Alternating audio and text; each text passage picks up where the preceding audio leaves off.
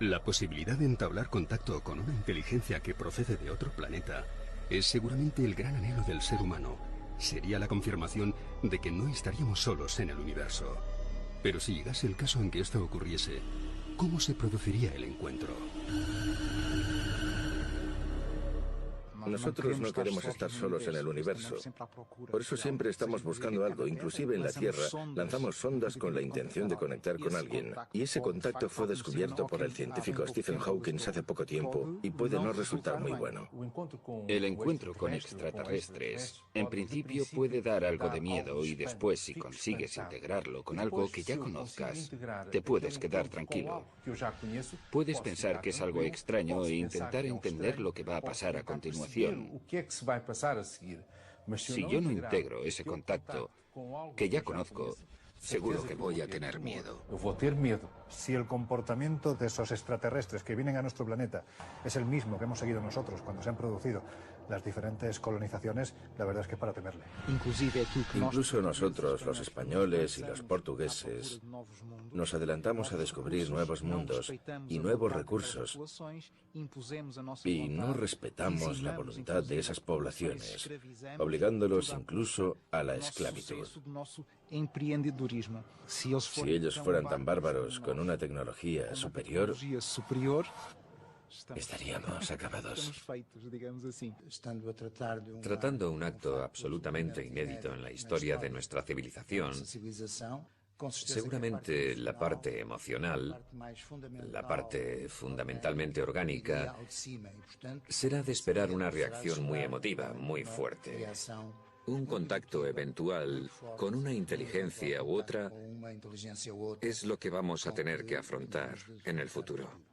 No sabemos qué riesgo supondría un supuesto contacto con una entidad alienígena. Los peligros abarcarían desde el más que probable contagio con organismos desconocidos en nuestro planeta, hasta los diversos trastornos psicológicos ocasionados ante acontecimientos que escapen a nuestra comprensión. Nosotros no sabemos hasta qué punto no puede haber un contagio con otras criaturas. En el caso de la Varginha en Brasil, el supuesto médico militar que estuvo con la supuesta criatura, el señor Paulo, murió pasados 2 días, víctima de un colapso del sistema inmunitario. El contacto con extraterrestres, a través de cualquier medio, depende de la persona que lo va a hacer y de cuál es su intención. Puede ser muy peligroso si la persona no está centrada y no tiene conocimiento científico y se cree todo aquello que va a ver, que va a tener un contacto real con ellos en ese momento. Pero esto puede ser únicamente algo imaginario y ver una proyección de aquello que realmente desearía ver. Por lo tanto, en ese caso hay realmente peligro. Si no hay un estudio de aquello que se hace en esa adhesión a esa nueva filosofía, esa persona no tiene un conocimiento científico.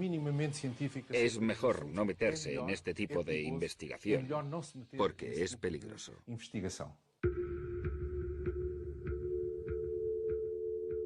En el mes de junio de 1972, Joan Turo Vallès y José Félix Rodríguez Montero protagonizaron un suceso que todavía hoy sigue sin explicación.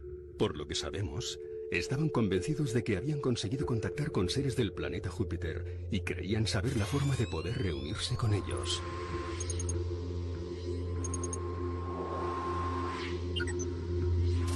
Junto al sumario fueron encontradas algunas fotografías de objetos volantes no identificados, así como algunas psicografías que evidenciaban que estos 2 hombres habían mantenido alguna suerte de contacto con entidades no humanas.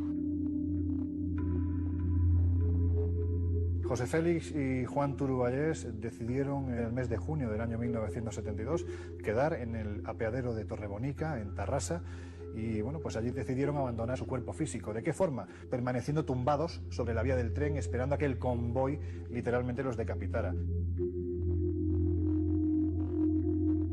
Se desplazaron a un punto kilométrico de la vía Madrid-Barcelona para que el tren les decapitara, dejando sobre sus pechos un lacónico mensaje: los extraterrestres nos llaman. Lo que ocurrió la noche del 19 al 20 de junio de 1972 sigue siendo un enigma cuando aparecen los 2 cadáveres. La pregunta es quién les ayudó para que aguantaran el miedo a ese tren que se les venía encima y luego los detalles, sobre todo ese papel con ese mensaje, hubo una tercera persona que les tuvo que ayudar.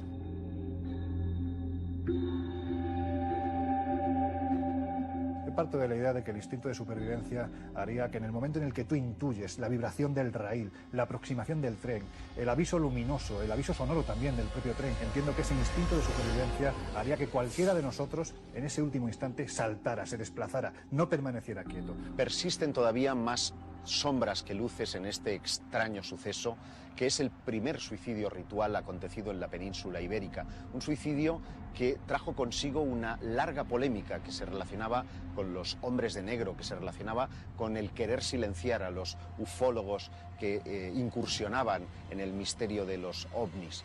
Pero nunca sabremos realmente si alcanzaron su objetivo, si ellos fueron, como pretendían, viajando hasta Júpiter. Quizás en una mente muy joven como la de Juan Turuballés, José Félix Rodríguez Montero, influyó lo suficiente para en un momento determinado convencerlo de que el suicidio era el único paso para poder acceder a un contacto real. Pero estoy convencido igualmente que en el último instante Juan Turuballés decidió apartarse de esa vida, o lo hubiera decidido de no ser porque en un momento determinado José Félix Rodríguez Montero utilizó algún tipo de elemento para que este joven permaneciera postrado. De hecho, se encontraron algodones en los que había impregnado formol, por lo tanto ese formol se utilizó y sin embargo en el sumario pues prácticamente no se reflejó. Yo creo que la única explicación es que ellos entraron en una vorágine contactil con seres supuestamente de otro planeta, y en el grupo en el que estaban, con una tercera persona, que es la clave de este enigma, decidieron quitarse la vida. ¿Hubo contacto real? En su génesis pudo haber algunas experiencias que a día de hoy no tengan explicación, pero fue un delirio propio de los años 70 con el mundo de los extraterrestres tan en auge en aquella sociedad. Yo creo que cuando uno llega a ese punto, a dar ese último paso, es porque su creencia es verdadera, es absoluta. Por lo menos para ellos, otra cosa es para los demás. ¿Podemos aventurar cuáles serían las intenciones de una civilización extraterrestre que arribase a la Tierra? Si acudiésemos a nuestra historia, diríamos que podrían venir en plan de conquista o exploración. Según los expertos, cualquiera de las dos posibilidades podría encerrar una más que posible amenaza. Un desconocido para nosotros será siempre un factor peligroso, una incógnita, que nos supondrá problemas de autodefensa, de preservación de la propia especie, incluyendo naturalmente la reacción armada, la reacción más emotiva, más emocional que he mencionado antes. Nosotros no sabemos si ellos vienen con una actitud de conquistar o de investigar. Ambas tienen peligro porque un investigador también nos puede hacer creer experiencias que nosotros sabemos bien qué resultado tienen. Y porque un conquistador nos puede querer aniquilar. Por eso, ambas situaciones pueden ser una amenaza. Pienso que en este caso nos podríamos colocar en la posición de las culturas amerindias cuando fueron visitadas por el descubridor europeo. La misma perplejidad, el mismo temor, la misma reacción, como si dijésemos a nivel de pánico y de autodefensa. Desde mi punto de vista, ni exploradores ni conquistadores. No creo que los ovnis sean naves de chapa que lleguen a este planeta en una misión exploratoria. Eso es un concepto muy humano. Es otra cosa mucho más compleja. Tiendo a pensar que tiene más que ver con inteligencias de otras dimensiones que de algún modo están interaccionando con los seres humanos desde el principio de los tiempos.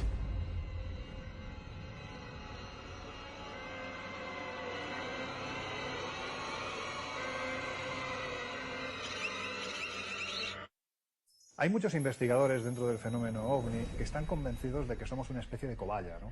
De que realmente esos seres estarían utilizando al ser humano de una forma u otra para ver cómo, bueno, pues respondería ante el encuentro directo con una entidad, con una inteligencia que procede de otro planeta. Que realmente nuestro planeta es una especie de laboratorio y ellos son los médicos que están jugando con los seres humanos que estaríamos en un escalón o varios escalones por debajo de estas inteligencias.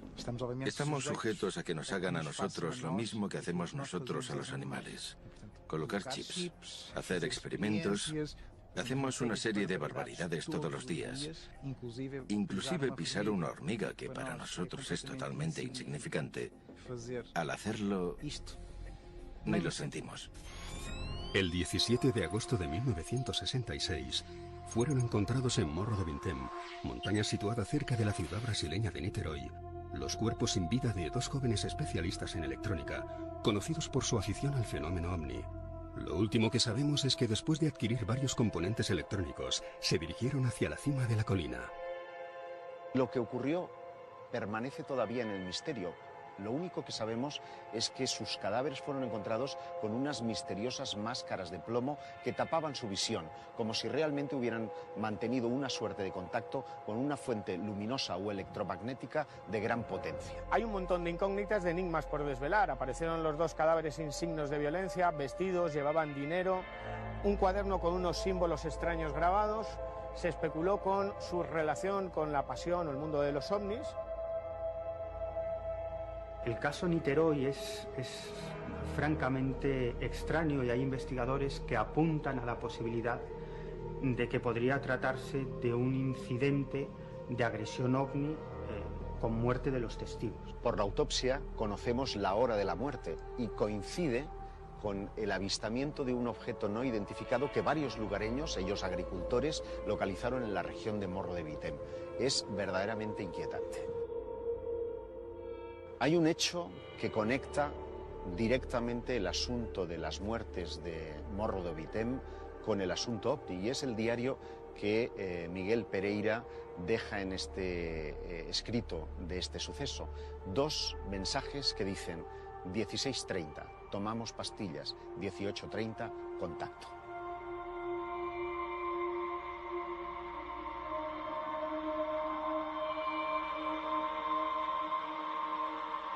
Imaginemos que todo es cierto, que hay grupos, colectivos, que mantienen contacto con seres de las estrellas a través de telepatía o de otros sistemas no físicos. Lo que nos están pidiendo esas entidades es una suerte de sacrificio humano, al menos a tenor de algunos casos que ya se conocen como sectas ufológicas y que han dejado resultados trágicos de muerte. Cualquier secta tiene un peligro. Es un conjunto de personas que vive en una situación cerrada, donde el líder tiene un poder terrible sobre los otros y no permite intercambio de información con el exterior. Yo diría que en cualquier secta es un peligro entrar, sea de tipo político, religioso o de creencias extraterrestres. Uno de los casos más conocidos es el de Heaven's Gate, ¿no? El de la Puerta del Cielo, que en realidad se trataba de un grupo de personas, un grupo sectario, que acabó suicidándose porque creían que una nave extraterrestre llegaba a la Tierra protegida por un meteorito y que tenían que abandonar sus cuerpos para subir en espíritu a ese ovni. Otro suceso trágico es el de la Orden del Templo Solar, en un cantón de Bélgica y también en Quebec, en Canadá, donde sus miembros fueron todos literalmente asesinados. Si hay un caso en el que los expertos han defendido a capa y espada que se produce la intervención directa de unos extraterrestres que de una forma u otra están experimentando con una serie de retrovirus que se les escapan y que finalmente acaban con la vida de una persona, concretamente con la vida de Margot Shelley, la hija de la marquesa Ruiz de Liori, pues es el caso célebre de la mano cortada. Parece tener una especie de conexión con una parcela muy concreta del asunto ovni, que es el planeta Humo. Por una carta que estos presuntos extraterrestres mandan a una serie de contactados en el año 71, se establece que unos misteriosos médicos nórdicos habrían amputado la mano de su hija Margot, una mano que efectivamente apareció junto a otros objetos verdaderamente truculentos en su casa de Albacete. Lo que se nos dice es que hay dos personas ataviadas con batas blancas, con el cabello largo, rubios. Sería una representación muy típica de lo que eran los extraterrestres para los contactados, especialmente en la década de los 50-60 del pasado siglo. Se dice que esos hombres de aspecto eslavo estuvieron trabajando en los sótanos de la casa que la marquesa tenía en Albacete, concretamente en la calle Mayor, y estuvieron experimentando con seres humanos, también con animales. Como es lógico, la policía no entiende de extraterrestres y Margarita Ruiz de Liori terminó siendo detenida por este suceso. Pero el misterio volvió a la primera plana de la actualidad cuando en 1971 aparece esta carta de los humitas que establece que esos médicos nórdicos altos serían presuntamente estos exploradores extraterrestres que habrían ido a buscar la mano que había amputado la marquesa de Villasante. En los diferentes ejércitos y compañías aéreas del mundo se encuentran archivados cientos de informes de pilotos que han visto e incluso se han enfrentado a objetos voladores con formas y movimientos que no eran capaces de describir. Al parecer, para muchos de estos casos se encontraron explicaciones más o menos plausibles, pero en otros muchos no hubo ninguna justificación. Numerosos pilotos han tenido que salir en misiones de interceptación detrás de ovnis con un resultado dispar. En algunos casos incluso han habido muertes o desapariciones de pilotos después de que se tuvieran que enfrentar a este desconocido fenómeno. Juan Ignacio Lorenzo Torres, un piloto español que en los años 60 vivió un encuentro cercano con un objeto volador no identificado que llegó a colocarse 6 o 7 metros por delante de la carlinga del avión. Él decía que era como si estuviera vivo. Llegó en cierto modo a establecer una comunicación con este objeto volador no identificado que llegó a ser detectado en el radar y generó una investigación oficial por parte del Ejército del Aire. Si un piloto dice que ha visto un objeto volante no identificado, como son tantos y tantos los casos que hay, en los que además ese objeto ha jugado literalmente con la tripulación, con el mismísimo avión, es porque había algo extraño detrás. Ronald Reagan realizó una serie de declaraciones que sorprendieron muchísimo. Reagan llegó a declarar que si en algún momento la Tierra era invadida por una civilización extraterrestre, entonces acabarían las diferencias entre las dos grandes superpotencias de entonces. A partir de ese momento, su gobierno puso en práctica la Iniciativa de Defensa Estratégica, que era una red de satélites que tenía como misión interceptar posibles misiles, pero que parece, a juicio de algunos especialistas y ufólogos, que tenía un propósito oscuro, y era protegernos de una amenaza extraterrestre.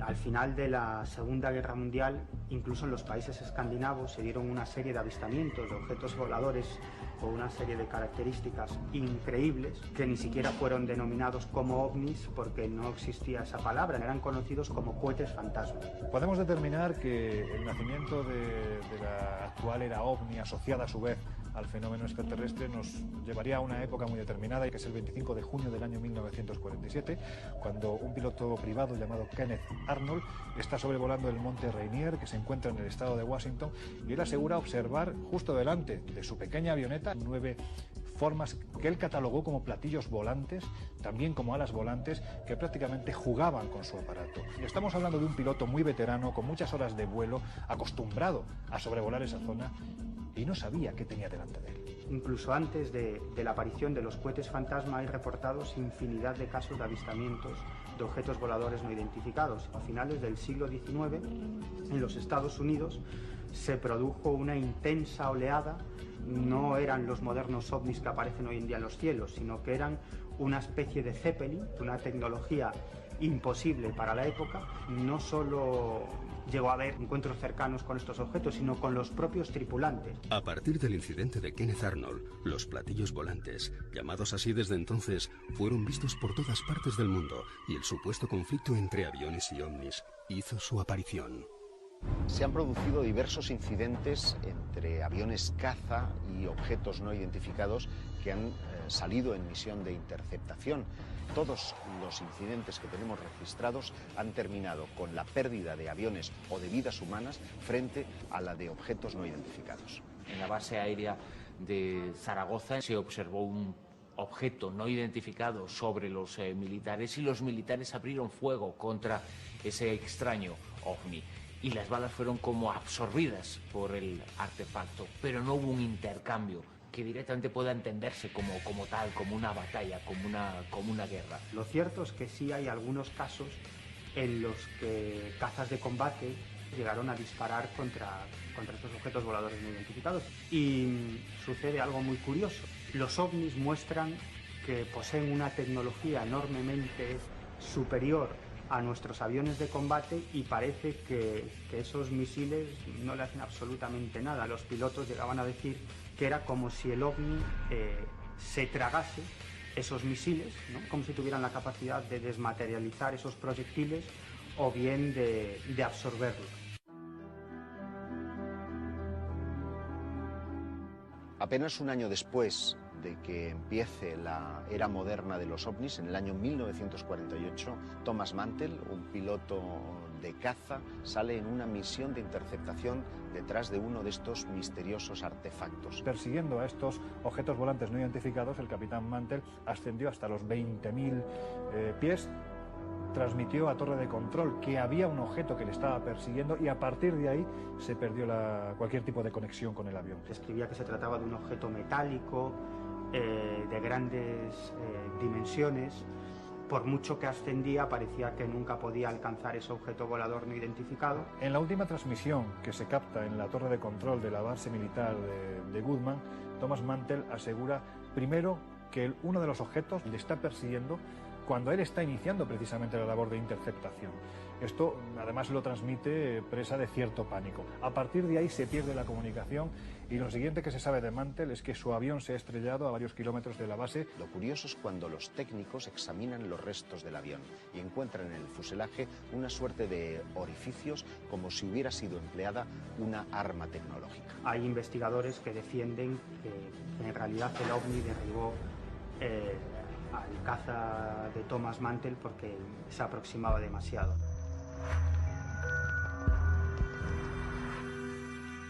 En 1957, durante un vuelo de instrucción nocturna, el capitán Lemos Ferreira, acompañado de los 3 miembros de su tripulación, observaron que lo que al principio parecía ser un planeta se convirtió en un objeto luminoso de grandes dimensiones que permaneció inmóvil delante de su aeronave.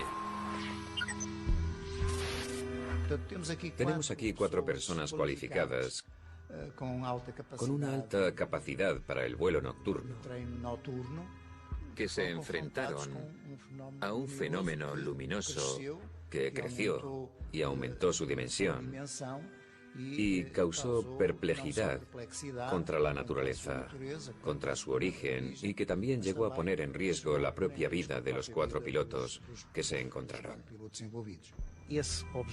Ese objeto alteró su forma. Por lo tanto, de una pequeña esfera pasó a ser algo parecido a un dedo doblado con un color como el hierro incandescente, como un rojo vivo incandescente. Y de dentro de ese objeto salieron 3 pequeñas esferas que rodeaban el pequeño objeto. Obviamente, los pilotos se quedaron aún más perplejos, digámoslo así, maravillados con este fenómeno, pero notan que de repente ese conjunto de objetos hace una maniobra descendente y se lanzan contra los aviones. Si el avión viene así, el objeto se lanza contra él.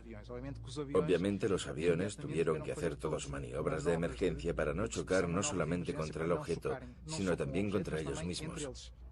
La cuestión fundamental ahí es que las leyes de la física muchas veces pensamos que son inmutables y eso no es verdad. Cuando observamos las leyes de la física y nos preguntamos si esto convive con estas leyes físicas o no, es como si nos estuviéramos preguntando si realmente hay algo que coincida con la realidad, partiendo del principio que nosotros conocemos como idealidad. La propia Fuerza Aérea emitió un comunicado escrito en el que, en fin, atestaba la competencia de los pilotos que tenían decenas de horas de vuelo. Por lo tanto, eran personas lúcidas, capaces, y por ello no ponían en duda lo que había ocurrido, pero tampoco sabían explicar lo sucedido. Pero tenemos en la península ibérica otra zona donde concurre todavía más fenómenos relacionados con los ovnis y donde incluso la NASA estuvo buscando una presunta base extraterrestre. Hay zonas donde hay más avistamientos de no identificados, de objetos volantes no identificados. Yo no sé si son las zonas o son los lugares donde más miramos al cielo. Ignoramos cuáles son las causas que hacen que una determinada montaña o una determinada localización atraigan sobremanera a los tripulantes de esos objetos no identificados. Pero lo que sí sabemos es que muchos de ellos coinciden con lugares que desde la más remota antigüedad han sido considerados sagrados. Es que en determinados momentos y en determinadas zonas los ovnis aparecen de forma masiva. Me estoy refiriendo a las oleadas de ovnis. La última gran oleada de ovnis que tuvo lugar en Europa se produjo en el noroeste de la península ibérica. Desde finales del año 95 hasta mediados del año 96, cientos y cientos de casos, no solo de avistamientos, sino de filmaciones de ovnis, de aterrizajes, casos con implicación militar.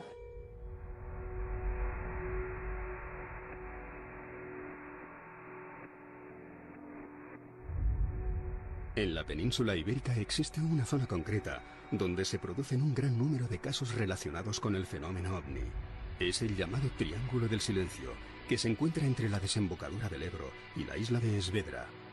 A partir del año 1976 se empiezan a recoger una serie de testimonios, primero por parte de submarinistas que acuden a la zona y que referencian cómo debajo de las aguas están observando unas luces muy extrañas. También se habla de golpes muy fuertes, sonidos muy extraños. Es un área parecida a lo que ocurre en el Triángulo de las Bermudas, donde tienen lugar avistamientos de ovni de una forma muy frecuente, de objetos submarinos no identificados que emergen del mar y que son avistadas por pescadores, y también de misteriosas desapariciones.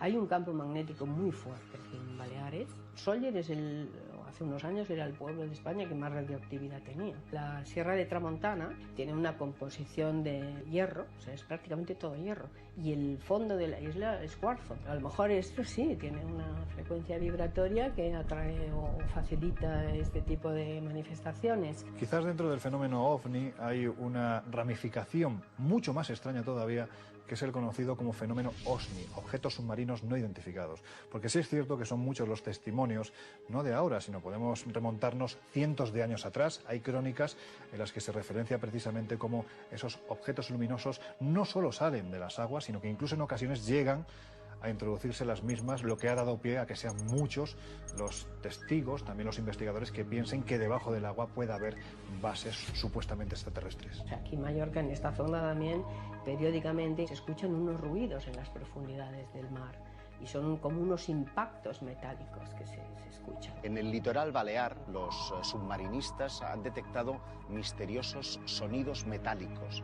Muchos pescadores han visto emerger bolas de luz que salían del mar. En los años 70, la propia NASA estuvo cartografiando el fondo marino pensando que posiblemente pudiera albergar una suerte de base extraterrestre. Luego te das cuenta que aquí en Sóller esto de ver ovnis es un hecho muy común.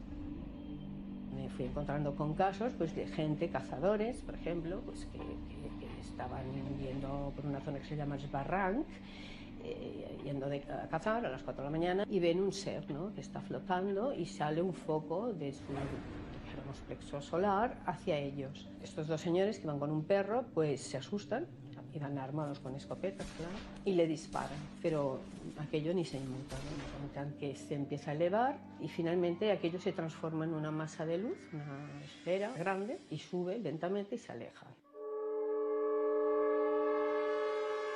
El 11 de noviembre de 1979 despegó del aeropuerto de Son Sant Joan un supercarabel de la compañía TAE con destino a las Islas Canarias. Cuando sobrevolaba el Triángulo del Silencio, emergió del mar un objeto no identificado que obligó al aparato a tomar tierra en el aeropuerto de Valencia. Este incidente dio lugar al conflictivo Expediente Manises.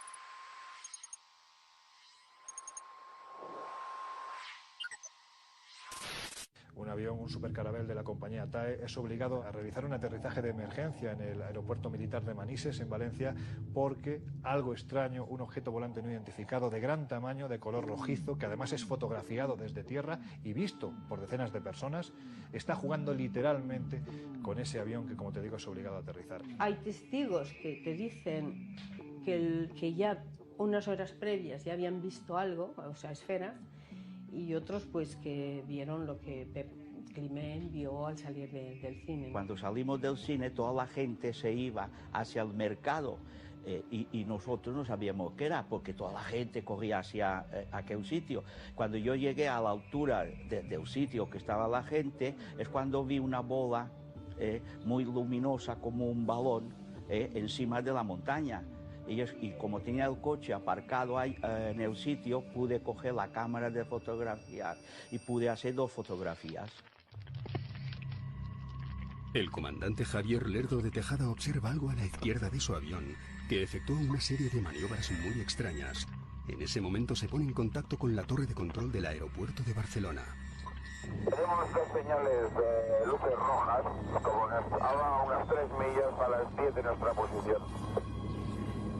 Aproximadamente a la misma altura. A las 10 de la posición, a unas 3 millas a la izquierda de su posición ahora. Afirmativo. Y T297, ¿me confirman las luces están en el mar o están en el aire? El avión es un tráfico y está aproximadamente a nuestra altura. Ahora estamos librando nosotros 250. Este tráfico andará por entre 23 y 26. Cae 297, ¿me confirma si va en su misma dirección? Afirmativo, lo tenemos cada vez más cerca. He incrementado el rate de ascenso, ahora estoy a través de 280 y el tráfico sube mucho más rápido que nosotros y se acerca cada vez más. 297 recibida. Barcelona, TAE 297, pongo rumbo a Valencia. El teniente coronel Pedro Crespí, que era jefe del radar del Puigmayor, simplemente se limitó a decir sí, en el radar se quedó registrado, el ovni de Manises o lo que se viera aquí se captó en el radar. Y no solo él, hay otros militares que yo luego he hablado que también estaban en aquella noche de servicio y sí que lo captaron, ¿no? Esto era una bola como naranjada que subía de la montaña y cuando cogió una altura límite hizo como si reventara la bola. Y usó una claridad muy grande, que es lo que está en la fotografía.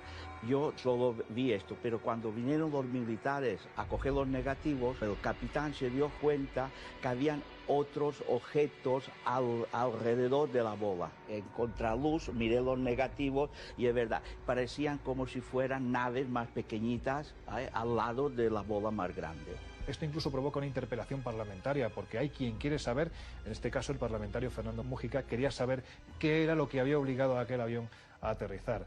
Testigos, protagonistas de ese encuentro aseguraron que no había explicación, era un artefacto que aparentemente no pertenecía a una tecnología conocida. Tras analizar los diferentes encuentros entre estas supuestas naves y los aviones de las diferentes fuerzas terrestres, surge la pregunta de si estaríamos preparados ante una supuesta agresión extraterrestre.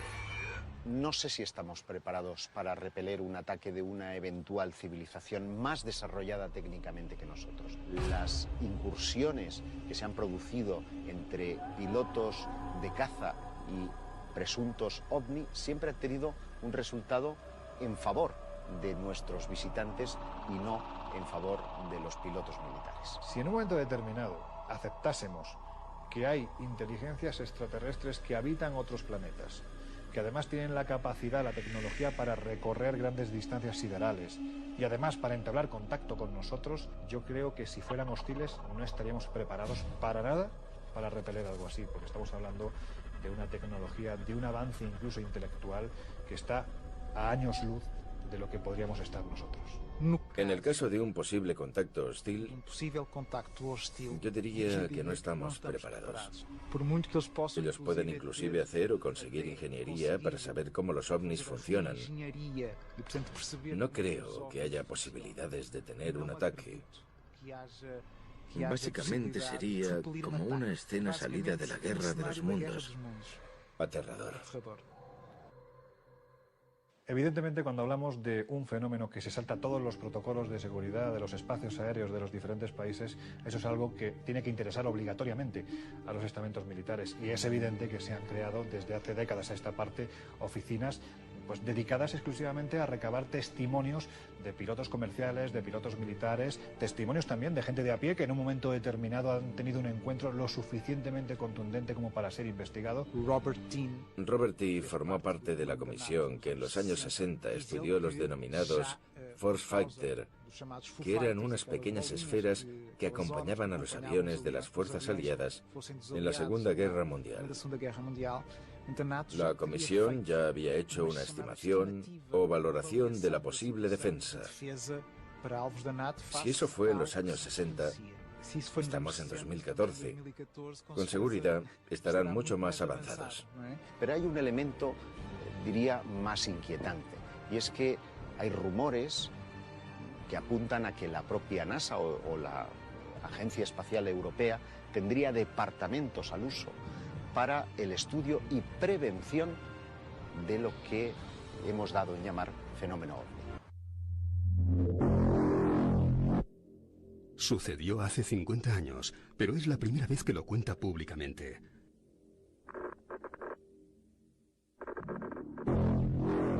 Durante una misión de reconocimiento en el litoral de Angola, el comandante Marques Pereira tuvo un encuentro con un ovni que fue investigado por la Fuerza Aérea Portuguesa. En altura, el comandante capitán Marques Pereira estaba volando con su avión tripulado con más de 7 u 8 tripulantes. Y al final de la tarde hubo un silencio de radio, esperando una indicación por parte de la fragata para accionar su radar y detectar cualquier movimiento sospechoso debajo del agua, y de repente comenzamos a ver por el lado de tierra dos luces. Una inicial verde y otra azul o roja, incandescente, colorida, que parecían dos aeronaves jugando. Nosotros estábamos en la oscuridad, sin el radar y sin nada, y entonces yo rompí el silencio. Encendí la radio y hablé con la torre de control. Pregunté si había tráfico en la latitud de Dambrís, que era una ciudad en Luanda. La torre dijo que no había nada de tráfico y continuaron jugando aquellas dos luces diferentes.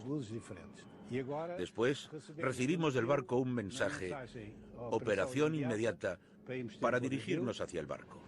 Conectamos el radar y nos dirigimos lógicamente hacia él.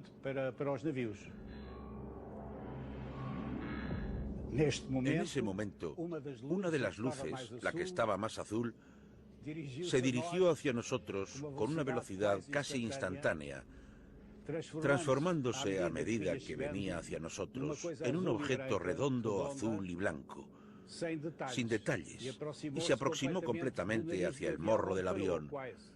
Y allí fue donde se paró.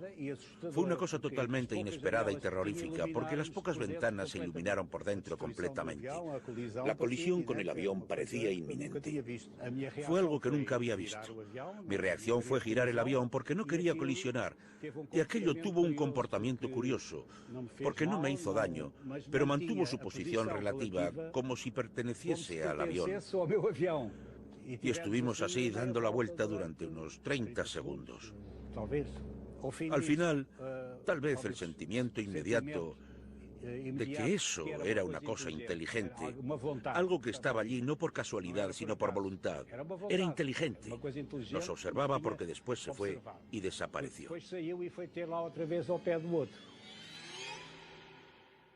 ¿Deberíamos estar realmente preocupados ante la posibilidad de que una civilización extraterrestre establezca contacto con nosotros? Según numerosos testigos y expertos, este ya se habría producido con resultados, en algunos casos positivos y en otros inquietantemente trágicos. Habría que preguntarse si nuestro concepto de bondad y maldad se puede extender a los confines de nuestro universo.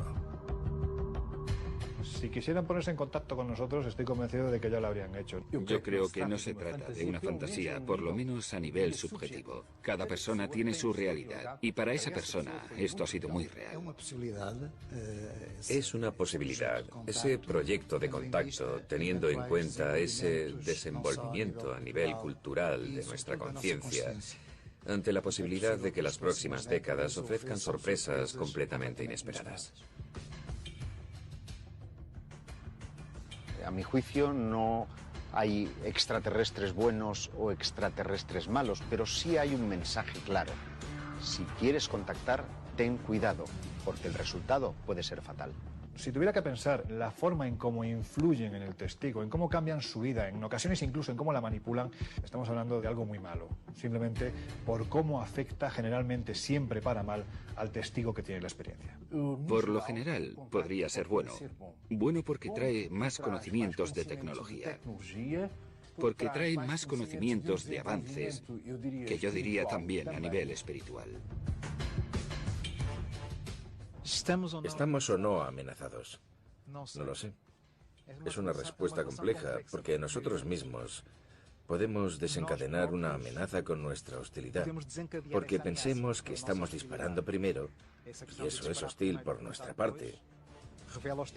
Por eso estamos creando la propia amenaza, una reacción por la otra parte.